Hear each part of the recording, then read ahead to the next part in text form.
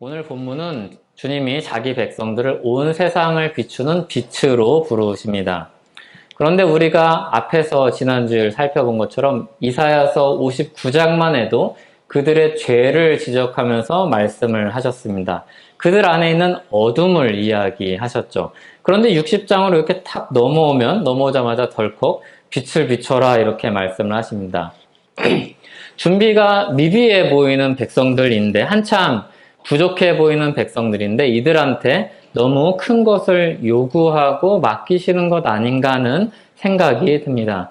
그런데 우리가 이사야서 말씀을 통해서 여러 차례 본 것처럼 말씀을 차분히 읽어보면 금방 깨닫습니다. 이 빛을 비추라는 이 말씀은 백성들, 우리가 가지고 있는 능력 또는 수준이랑 상관이 없이 실현 가능한 이야기입니다. 왜냐하면 빛을 내라는 말씀이 아니라 빛을 비추라는 말씀이기 때문입니다. 그러니까 우리가 스스로 발전을 해서 우리 안에서 에너지, 전기를 만들어낸 다음에 빛을 만들어내라는 말씀이 아니라 하나님이 그들에게 비추신 그 빛을 비춰라 이 말씀이기 때문에 우리가 이것을 맡을 수 있는 것입니다. 오늘 본문 1절을 다시 한번 읽어보겠습니다. 같이 읽겠습니다. 일어나라 빛을 발하라 이는 내 빛이 이르렀고 여호와의 영광이 내 위에 임하였음이니라. 내 빛이 이르렀고 이게 전제입니다. 하나님 나라 백성으로 역할은 어쩌면 이렇게 갑작스럽게 주어집니다. 어떤 전문 과정을 이수하면 아니면 어떤 최소한의 인턴 과정이라도 이제 거쳐서 그때부터 역할을 감당해라 이러면 좀 마음의 준비도 하고 그럴 텐데 그렇게 말씀하시지 않고 복음을 들은 자들에게 주님의 빛이 비춰진 자들에게 이렇게 말씀하십니다. 빛을 비춰라 일어나라 말씀합니다. 하나님이 그들을 비추시는 그 빛이 이르렀을 때 그 순간부터 빛을 비추는 역할이 맡겨집니다. 이 역할은 하나님이 비추실 때 순종하기만 하면 누구든지 맡을 수 있는 역할입니다.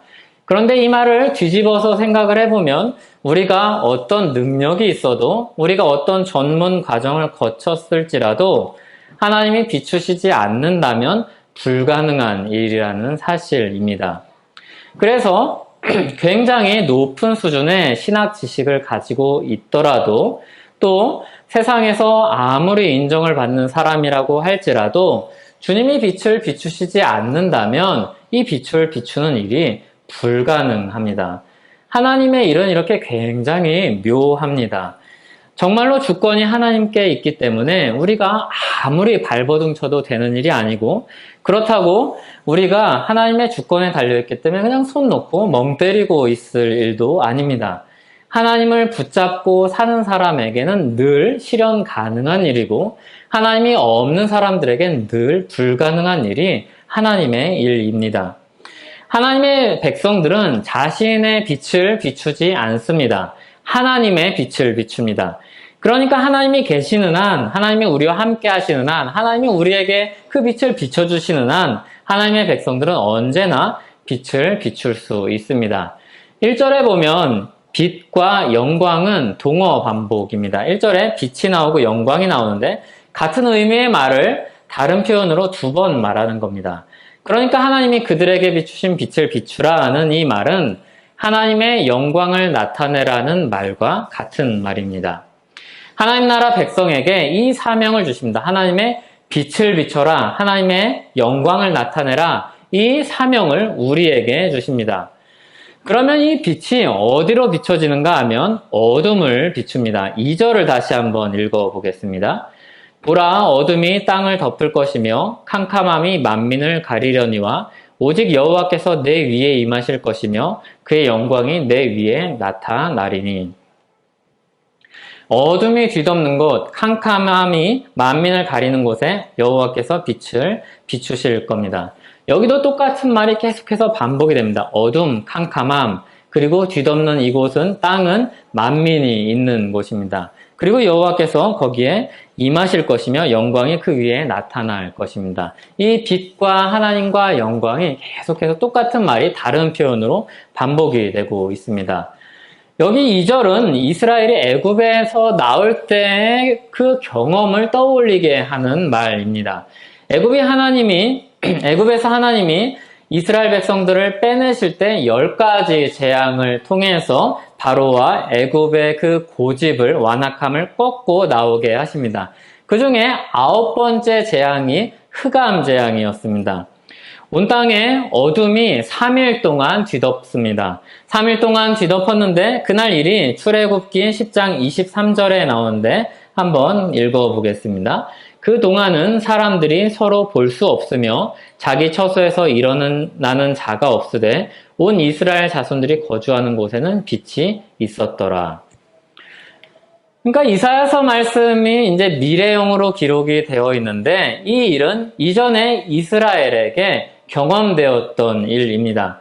애굽 땅이 어둠 속에 있습니다. 칠흑 같은 어둠이 3일 동안이나 이어집니다.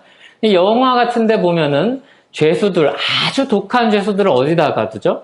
독방에 가둡니다. 보통 독방은 이제 뭐 빛도 안 들어오고 뭐 그런 곳에다가 혼자서 가둡니다.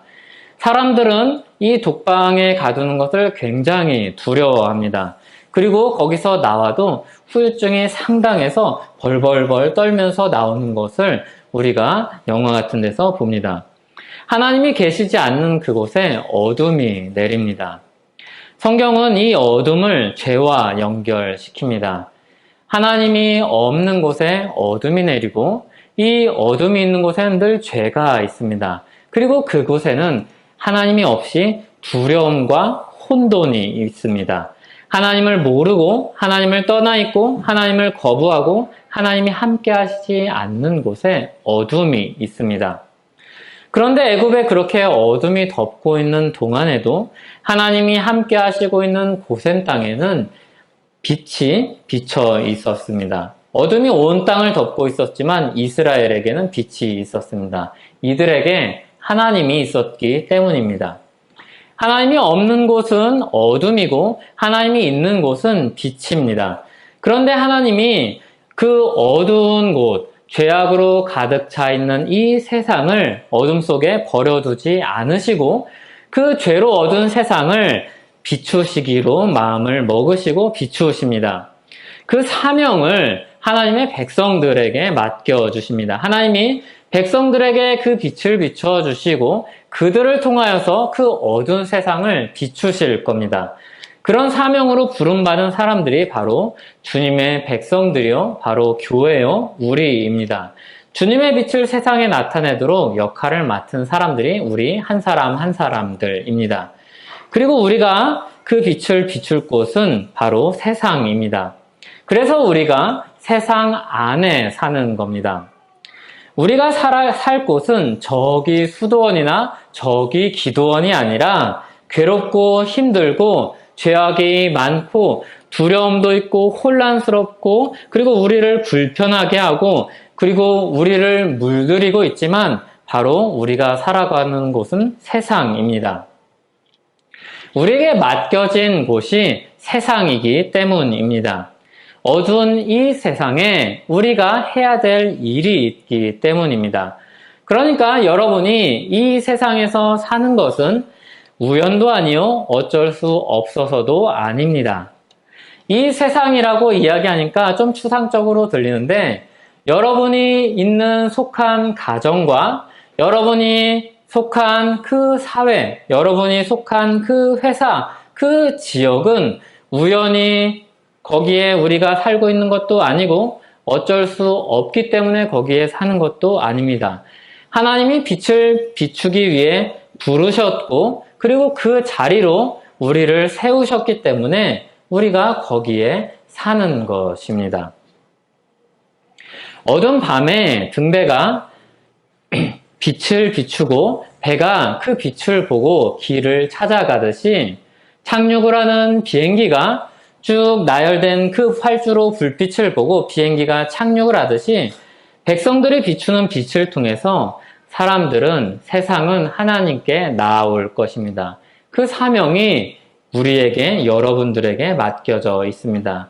그게 3절의 말씀입니다. 3절 말씀을 다시 한번 읽어보겠습니다. 나라들은 내 빛으로, 왕들은 비치는 내 광명으로 나아오리라. 여기서도 똑같은 말을 2번 반복하고 있죠. 하나님은 자기 백성들을 비추심으로 세상에 자신을 드러낼 것입니다. 하나님 백성들의 역할은 빛을 비춰서 세상에 하나님을 드러내고 알리는 것입니다. 이것이 하나님의 백성들이 가진 이 땅에서의 사명입니다. 하나님 백성들은 하나님께로 인도하는 안내자라고 말할 수 있습니다. 우리 한 사람 한 사람들은 하나님께로 사람들을 인도하는 안내자입니다. 그분의 빛을 드러내서 빛이신 하나님께 나아오게 하는 안내자입니다. 중간중간에 조금씩 제가 말씀을 드렸는데 표현을 조금씩 바꾸어서 이야기하고 있지만 오늘 본문은 계속해서 하나님을 이야기하고 있습니다. 1절에 보면 하나님 백성에게 빛이 이르렀다고 이야기합니다. 이 말을 바꿔서 여호와의 영광이 그 위에 임한다고 말씀합니다. 그리고 2절에 보면 여호와께서 임하신다고 하고 그의 영광이 내 위에 나타난다고 이야기합니다. 그리고 3절에 보면 그들에게 비춘 빛으로 그 광명으로 사람들이 나온다고 합니다. 그러니까 이 빛이 가리키고 있는 것은 무엇인가 하면 바로 여호와 하나님입니다.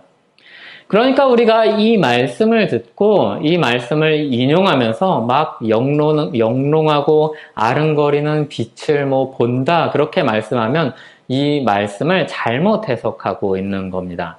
오묘하고 정신을 약간 혼미하게 하는 그런 빛도 이야기하는 것이 아닙니다. 눈이 이렇게 부시게 밝아가지고 눈을 뜰 수 없다. 눈을 뜨려고 했더니 멀 것 같았다. 그런 빛도 이야기하는 것이 아닙니다. 눈으로 볼 수 있는 빛도 아니고, 우리 마음을 밝게 만드는 그렇게 기분을 좋게 하는 그런 느낌, 이런 것도 아닙니다. 그러니까 이런 식으로 이상한 경험하고 하나님 만났다고 이야기하면 안 됩니다. 눈이 이렇게 빛이 아른거려서 잘 안 보인다. 그럼 어디 가야 됩니까? 네, 병원 가야 됩니다. 역시 열매 맺는 교회 성도들은 잘 알고 있습니다. 병원 가야 됩니다. 이 빛에 대해서 곧 보겠지만 이 빛은 하나님을 가리키는 것이요. 그리고 이 빛으로 오신 분은 우리가 잘 알듯이 예수 그리스도이십니다. 하나님은 백성들을 통해서 자신을 드러내실 것입니다. 그들을 보고 하나님께 나아올 것입니다. 그 결과가 무엇인가 하면 사람들은 어둠에서 헤매이지 않고 두려워하지 않고 생명으로 가는 길을 찾을 것입니다. 하나님이 빛을 비추어서 어둠을 밝히시고 그 길을 찾도록 할 것입니다. 어두면 어떻게 되겠습니까? 길을 찾을 수가 없습니다. 정말로 칠흑 같은 어둠에 있으면 길을 발견할 수가 없는 겁니다. 그러니까 칠흑 같은 어둠 가운데 있는 사람들을 보고 우리는 답답해하거나 그런 사람들에게 핀잔을 주면 안 됩니다. 보이지 않아서 길을 찾을 수 없는 겁니다. 그리고 그들에게 빛을 비추는 역할이 우리에게 맡겨져 있습니다. 그들의 빛을 보지 못하면 우리는 그들에게 핀잔을 할 것이 아니라 그 길을 어떻게 하면 더 잘 보여줄 수 있을까? 어떻게 하면 하나님을 더 드러낼까? 고민하고 애쓰고 사랑해야 합니다. 죄로 인해 어두워진 세상은 길을 잃었습니다. 그리고 길을 찾을 수가 없습니다. 생명을 갈구하지만 생명을 얻을 수가 없습니다. 생명의 근원이신 하나님을 잃어버렸기 때문입니다. 하나님은 그 어두운 세상에 생명의 근원이신 자신을 드러내십니다. 자신을 드러내는 방법으로 사람들로서 우리를 세우시고 우리를 통해서 이 사명을 맡기며 말씀하십니다. 일어나라, 빛을 발하라. 오늘 말씀은 요한복음 1장에서 그 의미를 분명히 밝히 드러내줍니다. 예수님이 이 땅에 오신 일을 두고서 요한복음 1장 5절은 이렇게 말씀합니다. 빛이 어둠에 비쳤다. 예수님이 오신 일이 바로 어둠을 비춘 일이다. 빛이 온 것이다. 라고 이야기합니다. 죄로 어두워진 세상에 예수 그리스도가 오신 일은 빛이 비춘 일입니다. 이사야서 60장에서 말하는 빛은 하나님을 가리킨다고 하였는데 요한복음 1장 18절은 이렇게 말씀합니다. 본래 하나님을 본 사람이 없으되 아버지 품속에 있는 독생하신 하나님이 나타내셨느니라. 아멘. 그리고 예수님은 자기 자신을 가리켜서 스스로 이렇게 증거하셨습니다. 나는 세상의 빛이니 나를 따르는 자는 어둠에 다니지 아니하고 생명의 빛을 얻으리라. 예수님은 이사야서 말씀에서 비추겠다고 하신 그 빛이신 하나님입니다. 삼위일체 하나님입니다. 빛이십니다. 어두운 세상을 비추시겠다고 말씀하셨던 그 빛이십니다. 세례 요한이 이 빛을 증언하였습니다. 요한복음 1장 8절에 보면 그는 이 빛이 아니요 이 빛에 대하여 증언하러 온 자라. 세례 요한은 사람들이 보기에 대단해 보였습니다. 그래서 사람들이 세례 요한을 보고서 이분이 오시겠다고 한 그 메시아인가 착각할 정도였습니다. 그런데 세례 요한은 분명히 이야기하였고 요한복음은 우리에게 분명하게 가르칩니다. 그는 이 빛이 아니고 이 빛에 대해서 증언하러 온 사람이었습니다. 참 빛은 예수 그리스도였습니다. 그리고 요한은 그 빛을 비추는 사람이었습니다. 이 이사야서 60장에 맡겨진 사명을 아주 성실하게 충성스럽게 감당한 사람이 바로 세례 요한이었습니다. 이 세례 요한이 한 일을 보면 빛을 비추는 일이 무엇인지 우리는 알 수 있습니다.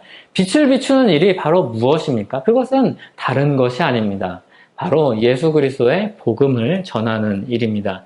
예수 그리스도를 드러내고 예수 그리스도가 비침을 드러내어서 이 예수 그리스도 앞으로 사람들을 인도하는 일이 바로 빛을 비추는 일입니다. 그러므로 우리가 빛을 비추기 위해서 해야 될 일은 명성을 얻는 것도 아니요, 이 땅 가운데서 사람들한테 인정을 받는 능력을 얻는 것도 아니요, 그런 준비, 어떤 재력을 갖는 것이나 많은 사람들의 마음을 얻는 것도 아닙니다. 예수 그리스도를 드러내는 일이 바로 우리가 준비해야 되는 일이고 우리가 해야 되는 일입니다. 그리고 다른 것들은 그것을 하기 위한 도구에 불과합니다. 그런데 어떤 때로는 그리고 자주 하나님은 우리의 약함을 통하여서 이 예수 그리스도를 드러내십니다.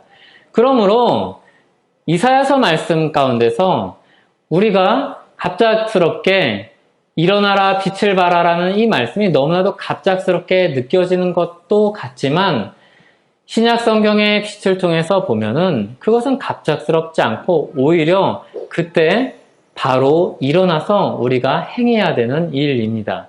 왜냐하면 하나님은 우리의 강함을 통해서 예수 그리스도의 복음을 드러내지 않으시고 우리의 약함을 통해서도 우리의 연약함과 우리의 낮아지심을 통해서도 예수 그리스도를 드러내시기 때문입니다.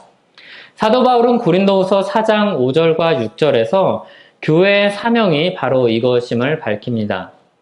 우리는 우리를 전파하는 것이 아니라 오직 그리스도 예수의 주 되신 것과 또 예수를 위하여 우리가 너희의 종된 것을 전파함이라. 어두운 데에 빛이 빛이라 말씀하셨던 그 하나님께서 예수 그리스도의 얼굴에 있는 하나님의 영광을 아는 빛을 우리 마음에 비추셨느니라. 아멘. 우리가 하는 것은 오직 예수 그리스도의 주되심을 전파하는 것입니다. 그래서 이 주되심을 전파하는 모습이 때로는 주님이 우리에게 주인이 되셔서 이렇게 많은 복을 주셨습니다. 우리에게 눈에 볼 수 있는 복을 주셨습니다. 그것이 때로는 건강이 되고 때로는 재물이 돼서 사람들에게 예수 그리스도를 드러낼 때가 있습니다. 그런데 많은 경우는 그것을 통해서 예수 그리스도를 드러내지 않으시고 내가 이렇게 연약한데 내가 이렇게 허물이 많은데 그런 나에게도 복음의 빛을 비춰주셔서 내 죄를 용서하시고 그리고 나도 하나님의 백성으로 삼아주셨습니다. 이 고백으로 나를 주인 삼아주셨고 나는 이제 그분의 종으로서 살아갑니다. 그래서 나는 너무나도 부족한 사람이라서 여러분들이 보기에 사람들이 보기에 허물도 많고 부족함도 많고 부끄러운 일도 많지만 예수 그리스도가 주되심을 나는 전하면서 살아가기로 마음을 정했습니다. 이렇게 복음을 전하기도 합니다.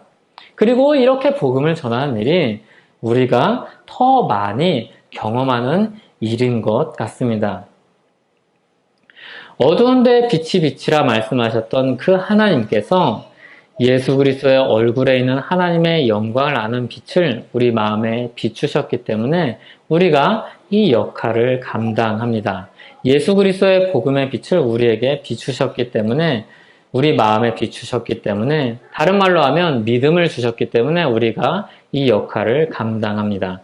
예수 그리스도가 구원자라는 사실을 알고 그리고 우리를 위해서 죽으셨다는 것을 믿고 깨닫고 그리고 그 믿음으로 사람들 앞에 서는 것입니다. 그러므로 우리가 예수 그리스도의 복음의 빛을 비추기 위해서 준비해야 될 것은 다름 아닌 믿음입니다. 믿음이 있는 자는 예수 그리스도의 빛을 비출 수 있고 믿음이 없는 자는 예수 그리스도의 빛을 비출 수가 없습니다. 마치 하나님이 있는 곳에 빛이 비추고 하나님이 없는 곳에는 빛이 비추지 않는 것과 같습니다. 하나님이 있는 곳이 어디입니까? 예수 그리스도를 믿는 믿음 있는 사람이 바로 하나님이 있는 곳입니다. 믿음이 있는 사람은 하나님의 빛을 비출 수 있는 자격도 있고 조건도 갖추고 있는 사람입니다. 하지만 예수 그리스도를 믿는 믿음이 없으면 자격도 없고 조건도 갖추어지지 않은 것입니다. 그래서 이후 이 빛으로 나온 백성들이 교회로 모여서 그리스도를 나타내는 증인들로서 살아갑니다. 그래서 안디옥에서 교회를 가리켜서 처음 이 별명으로 사람들을 부르기 시작합니다. 그리스도인이라고 부르기 시작합니다. 이것은 믿는 사람들을 가리켜서 구별하기 위해서 사람들이 쓴 말입니다. 그런데 이걸 스스로 쓴 말이 아니라 사람들이 저 사람들 그리스도인이다 라고 부르기 시작했습니다. 그런데 이게 좀 좋은 뉘앙스로 불렀다기보다는 이런 뉘앙스일 것입니다. 우리말로 하면 저 사람들 그리스도에 미친 사람들이다. 그리스도에 빠진 사람들이다. 적당히 믿으면 좋을 텐데 그리스도에 완전히 빠져서 사는 사람들이다 라고 부른 표현이 바로 이 그리스도인이라는 표현이었습니다. 그리스도에게 미친 사람들, 예수님을 전하던 교회는 이 자랑스러운 별명을 얻었습니다. 사람들은 자랑스럽지 않게 이 별명을 붙였을지 모르지만 우리에겐 너무나도 자랑스러운 별명입니다. 나를 그리스도인이라고 부르다니. 내가 그리스도께 속한 사람, 그리스도를 따르는 사람이라고 부르다니 너무나도 자랑스러운 이 별명을 준 겁니다. 그래서 이후 교회는 이 별명으로 불리기를 부끄러워하지 않았습니다. 그리고 좋아했습니다. 이렇게 비치신 예수님을 비추는 역할을 감당하고 그것을 자랑으로 삼았습니다. 하나님 말씀대로 교회는 일어나서 주님의 빛을 비추는 역할을 했습니다. 그리고 이 교회를 통해서 비춘 빛을 보고 많은 사람들이 나왔죠. 온 세계에 있는 사람들이 나왔습니다. 그냥 이스라엘 사람들만 뿐만이 아니라 그 주변에 있는 이방인들도 나왔고, 그리고 그 이방인들 뿐만이 아니라 이 온 세상에 어쩌면 그 당시 사람들은 이 땅이 있는지조차도 몰랐을 이 땅에까지 그 빛이 비춰져서 사람들이 주님께로 나왔습니다. 그러면 교회가 이 예수 그리스도의 복음을 전하는데 이 주님의 빛을 비출 때 갖춰야 될 것이 있습니다. 우리가 살아가면서 늘 그냥 예수님 믿으세요. 예수님이 빛이십니다. 예수님이 생명입니다. 이렇게 살 수만은 없지 않습니까? 우리가 살아가는 동안에 우리가 갖춰야 될 것이 있습니다. 그것을 마태복음 5장 14절에서 16절에 가르쳐주고 있습니다. 같이 한번 읽어보도록 하겠습니다. 너희는 세상의 빛이라. 산 위에 있는 동네가 숨겨지지 못할 것이요 사람이 등불을 켜서 말 아래에 두지 아니하고 등경 위에 두나니 이러므로 집안 모든 사람에게 비치느니라. 이같이 너희 빛이 사람 앞에 비치게 하여 그들로 너희 착한 행실을 보고 하늘에 계신 너희 아버지께 영광을 돌리게 하라. 하나님이 예수 그리스도를 믿는 자들을 빛으로 부르십니다. 예수님도 마치 이사야서 말씀처럼 자기에게 나온 사람들을 가리켜서 너희가 세상의 빛이라 이렇게 말씀하십니다. 세상에 빛이 될 것이다. 빛으로서의 작용 요건을 갖춰라, 빛이 되도록 준비하라 이렇게 말씀하지 않으시고 세상의 빛이라 이렇게 말씀하십니다. 그리고 빛으로서 살아가야 될 그 삶의 방식을 말씀을 하시길 너희 착한 행실을 보고 하늘에 계신 너희 아버지께 영광을 돌리게 하라 이렇게 말씀합니다. 사람들이 예수 그리스도의 복음을 전하는 것을 편협하게 이해해서 어떻게 하면 예수 그리스도의 복음을 잘 설명할 수 있을까? 사람들에게 이해시킬 수 있을까? 설득할 수 있을까? 이 고민을 참 많이 했고, 그리고 우리도 많이 하고, 지금도 계속해서 하고 있는 사람들의 고민입니다. 이것은 우리가 고민해야 되고, 그리고 사람들이 알아들을 수 있는 말로 우리는 전해야 되는 것을 분명히 준비해야 합니다. 그런데 이것과 더불어서 우리가 일상 가운데 해야 될 일이 있다면 바로 이것입니다. 바로 우리가 정말로 준비하고 갖춰야 될 것이 있다면 바로 이것입니다. 착한 행실입니다. 어쩌면 사람들이 교회를 보고 예수 그리스도의 빛의 그 복음을 보지 못하는 이유는 이것이 없기 때문인지도 모릅니다. 그들 안에 하나님이 빛이 비추어서 생긴 착한 행실이 없기 때문일지도 모릅니다. 우리가 청소를 하다 보면 어두운 곳이 있어서 그곳에 있는 것을 빛을 비추고 청소를 해야 될 때가 있습니다. 후레쉬로, 그리고 이 핸드폰에 있는 그 후레쉬로 이렇게 빛을 비춰서 그 어두운 곳에 무엇이 있는지 확인을 하고 그것을 청소해야 될 때가 있습니다. 말하자면 착한 행실을 가지고 있지 않은 사람들은 이 일을 하지 않는 사람들과 같습니다. 하나님이 우리 안에 빛을 비춰서 우리 안에 있는 거짓된 행실, 어두운 것들, 죄악된 모습, 부끄러운 것들이 많이 남아있음을 비춰주셨는데도 그것을 우리 자신에 비추지 않고 그것을 발견하지 않고 그것을 보지 않고 그냥 더러운 몸으로 사람들 앞에 나아가는 것과 같습니다. 착한 행실을 가지고 있지 않다는 것은 우리가 그냥 여전히 죄악에 빠져있는 삶을 가지고 사람들 앞에 사는 것과 같습니다. 그래서 사람들이 의아하게 느끼는 겁니다. 야, 너 나랑 지금 똑같이 죄악된 삶을 살고 있는데 무슨 빛을 이야기하고 무슨 하나님을 이야기하는 것이라고 사람들이 놀라는 것입니다.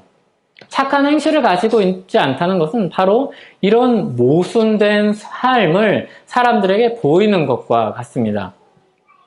물론 우리는 완전하지 않을 것입니다. 하지만 우리에게 분명히 변화가 있어야 하고 변화가 있을 것이고 변화를 요구합니다.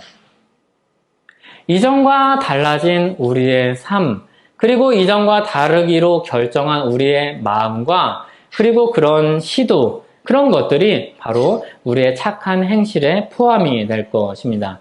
그리고 사람들이 그것을 보면서 이야기할 겁니다. 달라졌네. 왜 달라졌지? 그때 우리는 설명할 겁니다.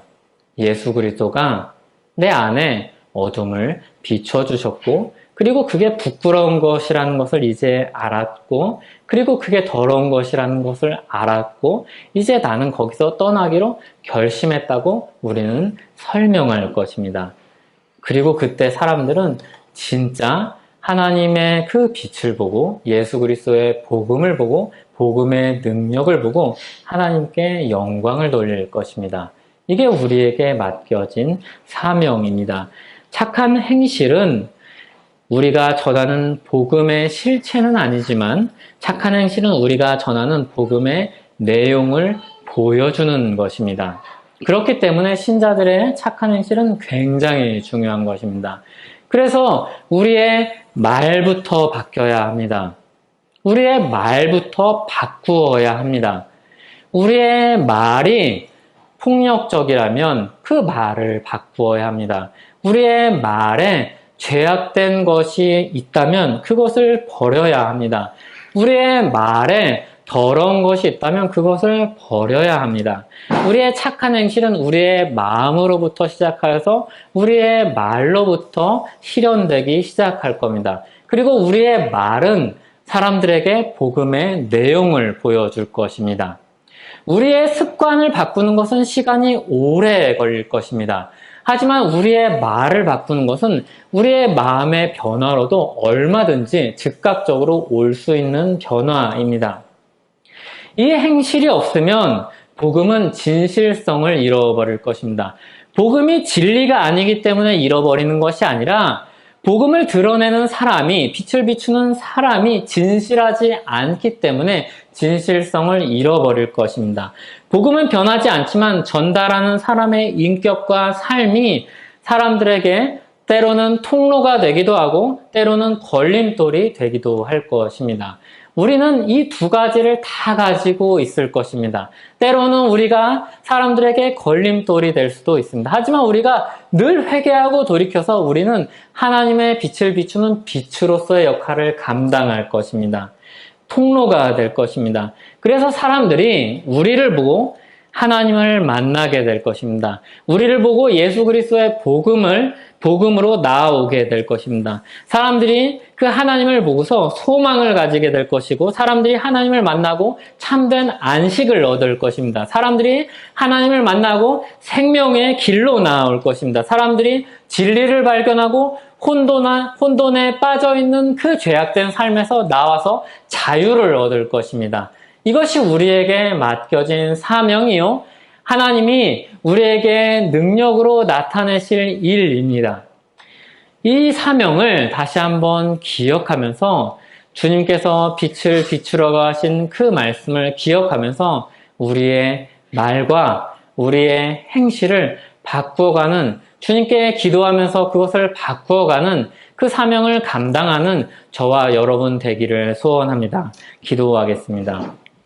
하나님 아버지, 우리에게 주님의 얼굴을 드러내고 주님의 영광을 나타내고 주님의 빛을 비추는 그 고귀한 역할을 맡겨주시니 감사합니다.